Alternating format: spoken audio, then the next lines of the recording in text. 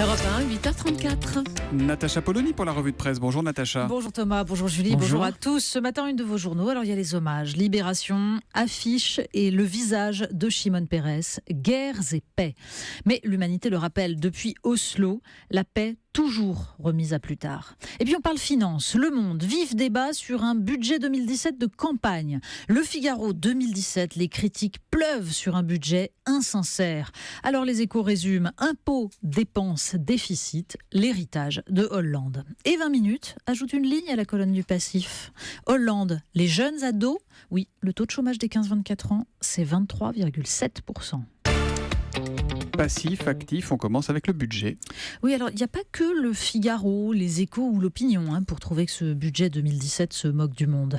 L'éditorial du Monde, justement, regrette les petites manipulations, les prévisions de croissance irréalistes et surtout l'absence totale de réel débat fiscal. Le journal suggère de compenser par exemple l'effort en matière de défense et d'éducation en réduisant les aides inefficaces comme celle au logement, de s'interroger sur l'équité générationnelle et le coût des retraites, d'augmenter la TVA pour réduire les charges sur les salaires et favoriser l'emploi, la fameuse TVA sociale. Mais tout cela, on en est loin. Le projet qui sort du chapeau, il est dans le Parisien. Le gouvernement prêt à taxer les hauts salaires et les CDD. Un marqueur de gauche en forme d'opération séduction. Alors ajouté au regard langoureux lancé à Christiane Taubira, que nous montre le Figaro, ça sent quand même les grandes manœuvres électorales. On continue à parler économie, mais guerre économique. Pardon. Oui, le Figaro nous présente un livre du journaliste et chercheur Ali Laïdi, Histoire mondiale de la guerre économique. Un très utile rappel pour tous ceux qui croient à la fable du doux commerce qui apaiserait les relations entre les peuples. On voit les Italiens profiter des croisades pour évincer les marchands arabes de la route de la soie, les Anglais voler le secret du thé aux Chinois avant de les contraindre à coups de canon à consommer de l'opium, ou Bismarck déclarant « Nous avons fait le Sedan militaire, il nous reste à faire le Sedan commercial ». L'auteur analyse l'impérialisme du libre-échange, l'instrumentalisation du droit comme une arme qu'on utilise selon ses intérêts. Dans cette guerre-là, ce sont les naïfs qui sont les perdants. Anissé nous en parlait. Désir, la conquête de l'espace continue à faire parler ce matin. Mais oui, c'est le nouvel horizon de la Bida, concurrence, bien sûr, que se livrent les hommes. C'est Mars.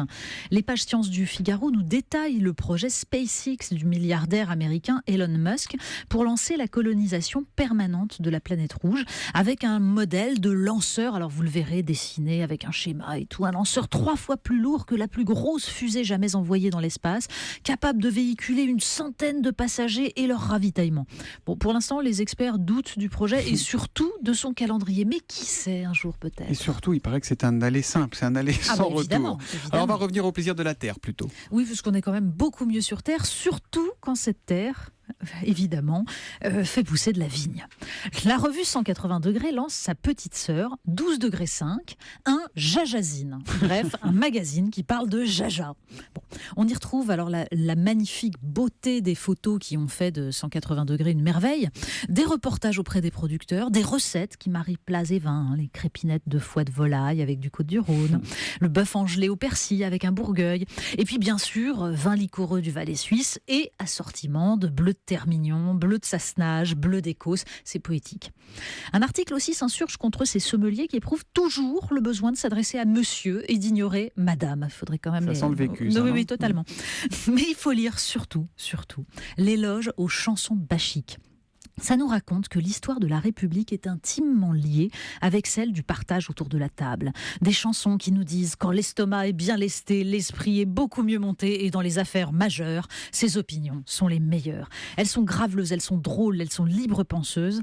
Les chansons à boire, c'est un peu d'histoire de France menacée malheureusement aujourd'hui par les ligues de vertu. On termine avec un panneau stop, un panneau qui n'est pas encore le panneau stop. Non, c'est un panneau de signalisation alors qui retient l'attention du Parisien, mais déjà hier celle de Sud-Ouest. C'est le classique triangle, vous savez, qui nous montre une voiture en plein dérapage, sauf que juste en dessous, la cause de la glissade, c'est jus de raisin. Et c'est obsessionnel chez vous. Mais c'est pas de ma faute, c'est la presse.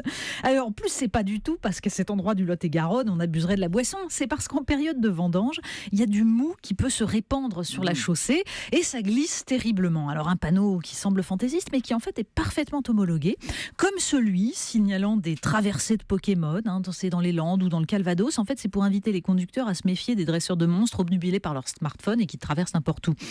Et d'ailleurs, il y en a un autre, si vous passez quai de Bercy, vous le verrez, préparé le même triangle glissade. Attention, budget de campagne électorale. Ça glisse même beaucoup plus. Ouais, celui-là, il est signé NP. Natacha Polony, comme la revue de presse qu'on retrouve tous les matins à 8h30. À demain, Natacha. À demain.